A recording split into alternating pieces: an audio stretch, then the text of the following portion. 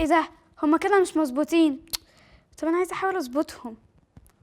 انا ممكن احط في دي شويه عشان تتظبط. طب ازود في دي شويه عدس تاني، بس العدس برضو هنا لسه قليل.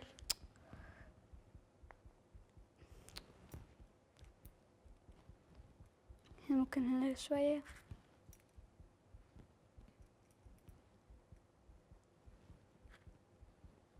طب هنا كده لسه برضو. قربنا خلاص.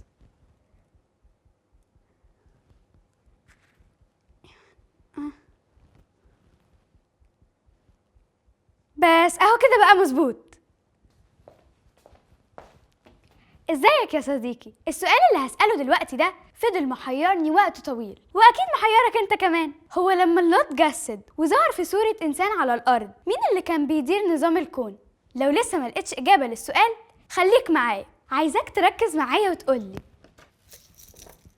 احنا لما نقلنا شوية العدس من كفة لكفة اتغير بقى حاجة تانية. بص كده لسه عدس زي ما هو، طبيعته ما اتغيرتش يعني وقلب لبطاطس. طب لما الله اتجسد في صورة انسان، هل ده معناه انه ما بقاش الله؟ اذا كان العدس ما اتغيرش يبقى ربنا نفسه هيتغير؟ شغل مخك كده معايا يا صديقي. طبعا لا، هيفضل اله برضه. يعني تجسده في صورة انسان ما قللش من قدرته كاله. طب ده معناه انه اتقسم وبقى اتنين زي ما قسمنا العدس كده؟ برضه لا، ده مجرد مثال، انما الله مش بيتقسم ولا بيتجزأ. لو مش فاهم ليه راجع كده حلقات الأقانيم عشان تعرف تفهمني في اللي جاي. يجي بقى صديقي ويسألني يعني الإنسان اللي اتجسد ده بقى عنده قدرة إلهية؟ برضه لا، لأن التجسد ده مش قوة خارقة تخلي الجسد عنده قدرات إلهية. الله لخبطتينا، ولا الإله قلت قدرته وبقى محدود، ولا الإنسان زادت محدوديته وبقى إله. أمال إيه اللي حصل؟ اللي حصل يا صديقي إن الله فضل هو وما اتغيرش، لكن كل اللي عمله إنه أعلن عن نفسه لينا في صورة ملموسة، وهو محتفظ بكل قدراته وصفاته الإلهية اللي اتفقنا عليها قبل كده إن اسمها اللاهوت. يعني بكل بساطة زي ما قلنا قبل كده في حلقة أخلى نفسه إن يسوع المسيح هو لاهوت كامل، يعني فيه كل صفات الله، وناسوت كامل يعني فيه كل صفات الإنسان. فاكر يا صديقي لما اتكلمنا عن ان يسوع المسيح هو الله اكنوم الابن، واحد في الجوهر مع الله اكنوم الاب في كل الصفات؟ لو مش فاكر ارجع لحلقات اثبات ان يسوع هو الله اللي قلنا فيها صفات كتير مشتركة بينهم، وهفكرك بكام واحدة كده هينفعونا في اجابة السؤال بتاع النهاردة. مين يقدر يعرف افكارك اللي جوه عقلك من غير ما تقولها لحد غير الله؟ طبعا المعرفة الكاملة دي واحدة من الصفات اللي مش موجودة غير عند الله نفسه، وبيشترك معاه فيها أكنوم الابن اللي هو يسوع المسيح. وده كان باين قوي لما يسوع عرف الأفكار اللي بيفكروا فيها الكتبة والفريسيين في قصة شفاء المفلوج اللي هتلاقيها كاملة في إنجيل مرقس إصحاح 2 من 1 ل 12. معنى كده إنه كلي المعرفة. طب هو